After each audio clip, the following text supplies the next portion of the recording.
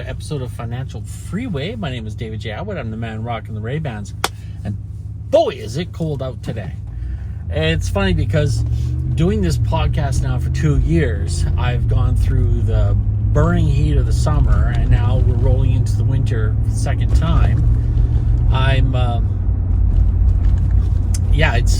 It's funny how we always appreciate what we don't have, and seasons are a really great metaphor for that, because when in the heat of summer, we like to be able to bundle up and wear jackets so we can kind of control how warm we are or cold we are. But in the summer, but in the winter, we long for those summer sunny days. I'm always amazed at people who take a long time to cross the street. And I always think about that as like, is this the only opportunity you have to have absolute control over somebody? And I think, I don't know if that's always the case. I mean, some people just walk slow, I'm sure, that is definitely what happens. But sometimes I think this is your little ounce of control that you get to, for these few moments that you're walking across the street, you have absolute control over the traffic. That was kind of, rubs me the wrong way when people act that way. But life is good. Last night we had some ladies over talking about the planning for the wedding, getting things done. Gaby is a little bit stressed about it, and I was telling her to calm down and everything's going to be fine. And then she reminded me that it wasn't too long ago that I was the one that was all stressed out and panicking. So I had to take a step back and realize that with empathy comes the realization that you're not supposed to see things from other people's perspective. Or sorry, you're supposed to try to see things from other people's perspective. My perspective, everything's going to be fine. Gaby's perspective, the house is going to catch on fire during the ceremony. We're all going to die. So she's severely panicking about this, and I have to respect that. She was good to me, and she kept me calm during the planning of the convention. So the least I can do is be understanding and empathetic to her stress during this time. Most everything is kind of worked out. She does want to do some dance moves. So tonight when we get home, we're going to be working on our dance moves for our first dance. And I guess that's the thing now, is people like to do these big moments. But I am happy to do whatever she wants to make this day as great as I can for her. So that's what I'll be doing. So we got everything kind of under control, I think we do. Things are rented that need to be rented. Everyone's where they're supposed to be. Today I just wrote out the schedule. So, because Gaby's really concerned about everyone, being on point, and we only have the photographer for so long. We want to make sure we get a certain amount of pictures. So, boom, boom, boom. We'll get that done. Got that, like I say, got that schedule done. Going to be mailing it off to everyone before they come, so they know what's to be expected. And then I'm going to put it on the website that we have created for the wedding, and I'm also going to put one on everyone's seat when they walk into the house, so there is no excuse to not know what is going on the itinerary. Hopefully that'll make Gaby a little bit calmer. So one of the things I want to talk about today was, I've talked about this before, the accountability aspect of success in finance. You have to be in charge of your own success, your own happiness. You cannot sit back and be a victim. You can't allow other people to be in charge of your happiness. On the same note, you can't allow other people to be in charge of your misery. Because if you're constantly a victim, you don't have any control. And the reason I bring this up is there's a couple that I try to counsel with regards to the Financial Freeway, ideology. Saving, investing, budgeting, building a business, trying to, get into the racket. And one of the things I said to them years ago, and I say this a lot to people, is don't be afraid to move away from where you are in order to be able to get into the real estate market. The real estate market, if you're living in LA, downtown LA, or you say you grew up in Bel Air or Malibu, you're probably not going to be able to make the purchase of your first house be in Malibu. You probably will have to move out of Malibu to find your first home. A lot of people get upset when I talk to them about living in Victoria, about how expensive it is and how kids can't do it. It's like, well, true, they can't, but there is there is something to be said about, oh, thanks, brother. Thank you very much. Appreciate that. He may be working a little bit, so he doesn't get an out of the window wave. He gets a rear window wave, which is still good. My first home I bought was in Prince George. That's how I got into the real estate market.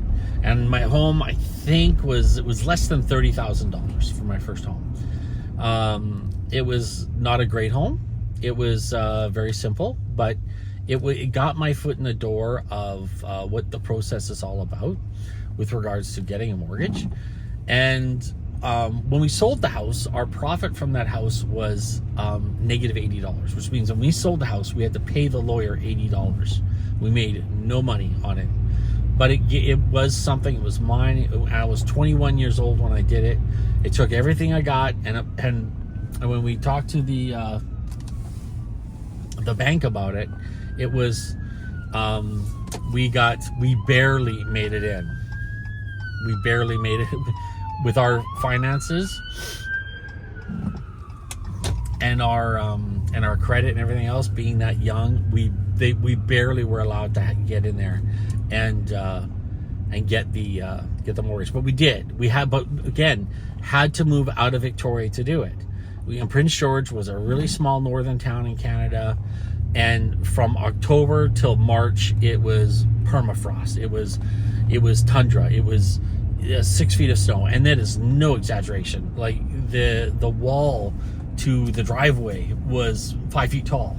The drifts, where they plowed it and put it on the side, or where the snow drifted on the side of the house, buried the house. So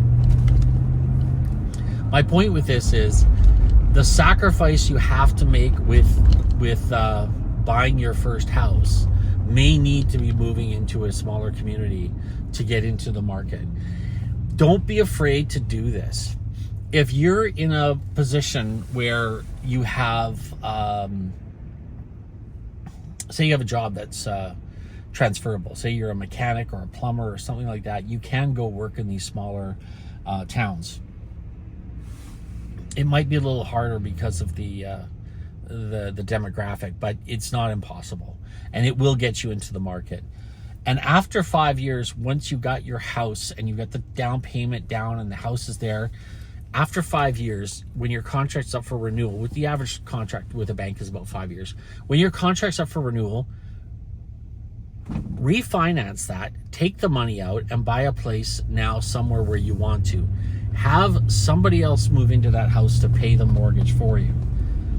Now, wherever you move, if you decide to move back to Victoria, or say you can't quite get to Victoria, but you go run back on the island, one of the outer cities like Duncan or Ladysmith or something like that, you use the equity you have in that house to put the down payment on the new house, as well as you have them paying you money, so that becomes part of the mortgage payment, makes it neutral. And now, but the great thing is now you have that equity working for you. This is a really simple plan, and I've seen people do it. There's nothing wrong with moving away. If you're going to move out of the town that you live in to get into the real estate market, I strongly recommend that you have a plan and you stick to it, and you make that plan working to get back. Pay down your mortgage as quick as you can in the city you're in, so you can afford, so you don't have that much debt hanging over you when you try to refinance. The whole thing about this is you've got to be flexible. You got to go to where the work is. You might have to leave your city. It's not the end of the world. It's like when I talk to people about going to college, and somebody told me they wanted to be a doctor. I was like, okay, well, that's great. Let's get you started. Let's start working on it. That's a 10-year program. We got to get going. And what I was told was, what am I can't do just nothing but school for 10 years. It's like, that's not how it works. You don't do nothing but school for 10 years. You live a life. You have relationships. You go to parties. You meet friends. You watch movies. You cook. There is a life there. There is limitations on it. Oh my God, stroller with a dog in it. God help us all. There are obviously limitations on your life when you're in a long program like that, but your life isn't in stasis. You're not in a jail cell for that amount of time. Same with moving. If you have to move away for a couple of years, you still get to live a life. You still get to go on vacations. You still get to go out for dinner and celebrate and have fun and watch movies and grow as a couple. There are a lot of things that are going to go on during that time. By making these small sacrifices, especially early on in your life, you're going to be able to take so much more advantage of them. It's when we start to stop thinking about what can we do. Oh, Priest, thanks, brother. When we start thinking about the time it takes and the things we're going to lose, that's where we start to kind of get held up in this kind of the stasis, worried about all the things that can go wrong and all the problems you're going to have with your relationships and with your family and with your work and stuff like that. But by creating these problems, by creating these problems in your head, it will actually hinder you from moving forward and actually making something and being able to get this leap forward.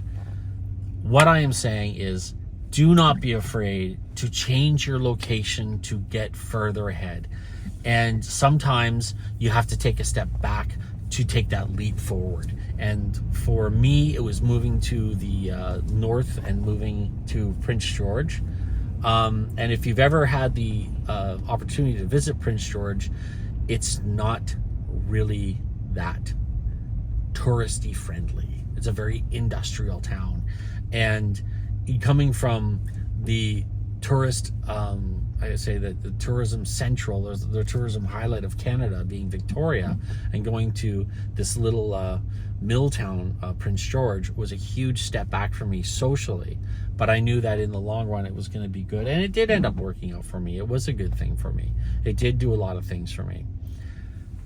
If you have to find yourself to move to a small place, just make sure that you've got a plan. That's the only thing I say. Do not move to a small place and don't have a plan. Don't move somewhere because it's cheaper, thinking that everything's going to fall into place for you. You have to have a plan. Get the plan. Take a step back, make your plan, fire. Go for it. Anyways, folks, thanks so much for watching. And make sure you hit the thumbs up if you're watching me on YouTube. Check out financialfreeway23.ca. I'm throwing together a spreadsheet. I'm working with it to get a spreadsheet that will be more of a budgeting spreadsheet for people who are just starting out. It's a way to kind of focus on getting your money put into a savings account and how quickly we can get that money that you're putting away into a down payment for a house or starting a business. And I will have it so all you'll need to do, the goal is to have it so all you need to do is punch in the numbers, your age, the amount of money you're going to be able to save, and where you're living, and I will have it set up so it'll go click and it'll automatically go to tell you exactly how much you can have in 5, 10, 20 years, whatever the case may be. So make sure you check out financialfreeway23.ca. As I always say, spread the word, spread the good news, spread the gospel of what we're teaching here. We don't care if you need to take credit for yourself, because that's not the goal here. The goal here for us is to get the word out, to get the sweet, sweet message out, that everyone in the world has an inalienable right to live a life of success, happiness, and abundance. Wherever you are on this cold November day,